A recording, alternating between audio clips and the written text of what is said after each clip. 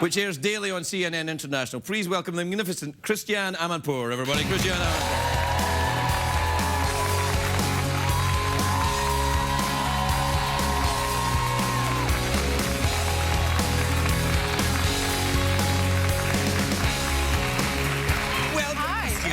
You look nice. Thank you. You look very... Have you had your hair done? A little, by the lovely... By Tuyuen, yes, indeed. Was she wearing the... Who is not in a Vietnamese outfit. No, it's not. What would you call it? Well, I think it looks a little Dutch. A little Dutch, a little Bavarian. Bavarian? I don't know. Have you ever been to Bavaria? But anyway, she's very good at hair. She's very good at hair. Yes. She do yours as well? She does, yeah. Yeah. Oh, she's very talented. She can do hair and march. Yeah. So listen, tell me, have you ever been to Bavaria? Yes-ish. I mean, I've been to Germany. Yeah, I've been to Germany and Bavaria. The Bavarian part. I've been to Vietnam as well. Have you really? Yes, unbelievably fantastic. Look, I'll tell you the one I want to ask you about, because this, I think, has to be simplified a little bit for me and anyone who watches this show. Yeah. Is the terrible situation in Syria. I don't quite understand who's the good guys and who's the bad guys. Talk me through it quickly. To put it very simply, about a year ago, more than that now, just like around the Arab world, young people in Syria started to rise up to try to get their rights. The Arab Spring, like in Egypt. Correct, and they live under a dictatorship. Mr. Bashar Assad is a dictator. Right. And instead of allowing things to happen, they cracked down very hard. And then that turned it into what it is today, which is a very hard-fought struggle by the people against the government. The government responds with heavy weapons. And what's happened is mischief is going on, because the longer we leave it, the world leaves it, the more opportunity for the bad actors. So you've got some pretty bad actors getting in there. There was a huge bombing. Bad actors I know about. Well, now you get... Especially here, once you get to bad acting, I feel I'm right in my wheelhouse there. I did it for you. Yes. You said simplify it. No, I get it now. So, I mean, so the idea of the spin that this dictatorship would put on the entire situation. Yes, exactly. And now, why didn't China and Russia back the resolution, though, against Syria? I think the bottom line is that they don't want to set a precedent, and they don't want, you know, the U.S. coming in, you know, interfering in China and Russia. I'm sure that's what it is. Plus, Russia says, at least I asked the ambassador, he says, you know, the Syrian leadership, they're our friends. It's a little late for friendship, I think. Well, it's very difficult, though, because when the violence erupts, then you can go, well, that's very dangerous. But, I mean, oppressive regimes, I mean, America's friendly with them very... I mean, the Saudis are not like, hey, everybody come this way. Ladies, wear what you like. I mean, come on. It's not like that there. Well, it is, actually. Is it? In Syria, it's no, I mean Saudi. I mean... Oh, Saudi Arabia. We're friends with some pretty... Yeah. Well, you know what? The truth of the matter is America gets quite a lot of cooperation from Saudi Arabia. This latest bomb plot that was foiled and the double agent and all the rest of it in Yemen, there was a lot of help from the Saudi intelligence. So a lot of help. Yes, you're right. We need to see women free there. We need to see them at least be able to drive. Right. To be able to work. Oh, no. Yeah, they can't drive. That's going to cause problems. Sorry, I can't. Yeah, no. Of course, you know that we drive better than men. Yes, of course I do that. You know, and everything better than men. I'm not an idiot. I get it. I understand. Yeah. So are you still living in New York then? I am. Yeah, I'm living in New York and globe-trotting between two networks. Oh, yeah. Does that get tricky? Tricky, but it's... Well, you're used to dealing with a lot of very, you know, hostile environment. Yeah, do you still go... It's very friendly. It's not hostile at all. Really? Yeah, not at all. Man, you got this Hollywood thing down, haven't you? It's a love-in. Yeah, all right. Yeah. Tell me about Afghanistan, by the way. I want to know about Afghanistan. What's going on there? Are we going to get out of there? Yeah, you know that. Everybody here is tired of war. Unfortunately, it's not finished in Afghanistan. The thing that worries me the most is if the States rushes into a deal with the Taliban.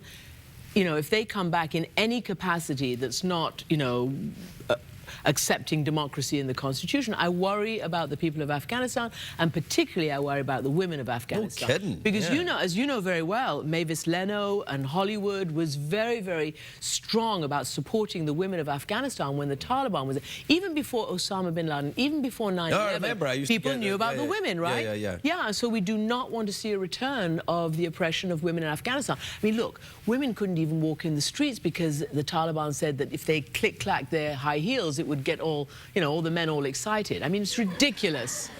Don't make that face. No. Don't make that face. The click-clack on the heels is quite exciting. I can't. You're going to have to do one of these things. Yeah. That sounds dirty. No, I can't. I can't say I'm with the Taliban on any of this. No, I can't. Are we really going to make a deal with them then, you think? Look, there is, as the president says, a need to have a negotiated end to the war. I think most people have realized that it's not going to be won on the battlefield. And who are you going to negotiate with? You're going to negotiate with the enemy. The enemy is the Taliban. They're hoping to find the good Taliban. I hope they find a good Taliban. What would be a good Taliban? What would that look like? Well, we'll only go to oppress them a little bit. Yeah, I don't even want to go there. Yeah, that would be tricky. Well, let's enjoy some American commercials, shall we? Shall we? Yeah, well, we'll be right back. We'll be right back.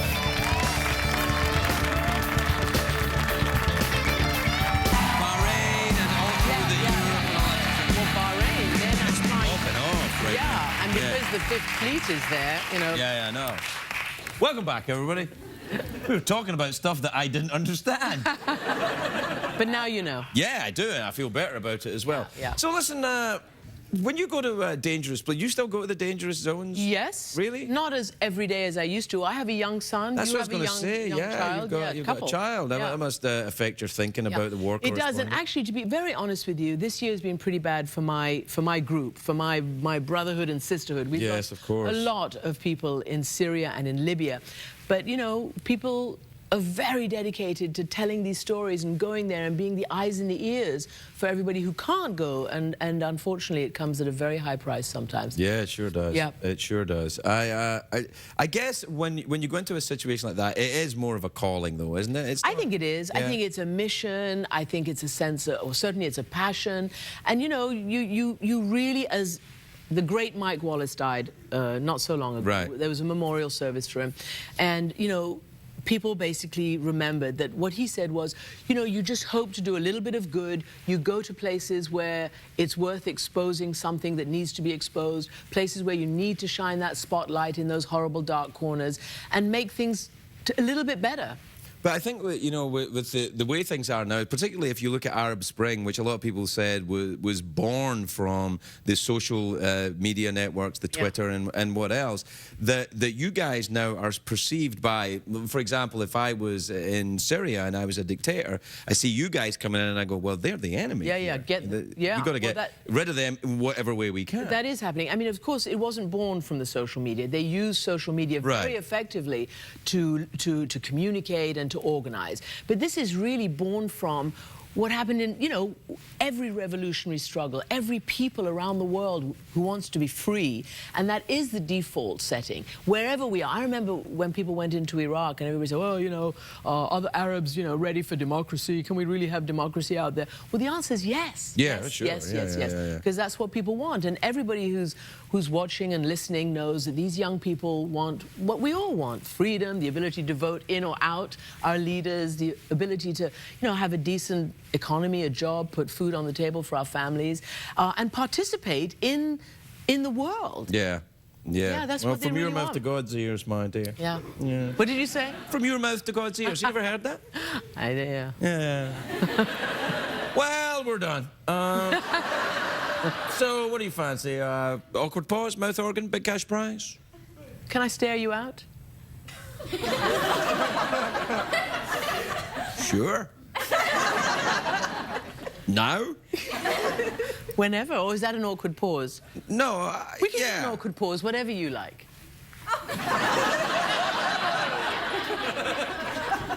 I'd like a cuddle.